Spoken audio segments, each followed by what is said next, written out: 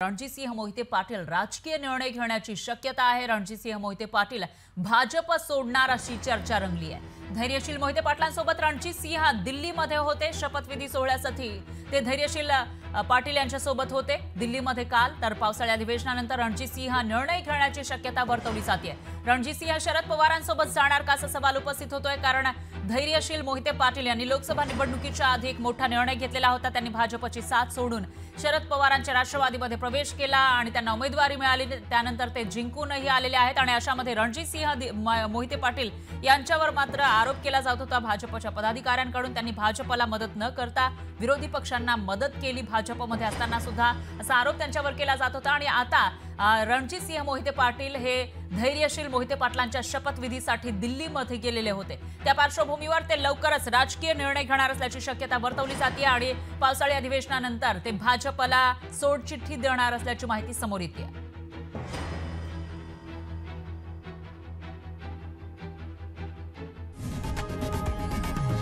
लोकशाही मराठी ऐका, पहा, जागरूक रहा।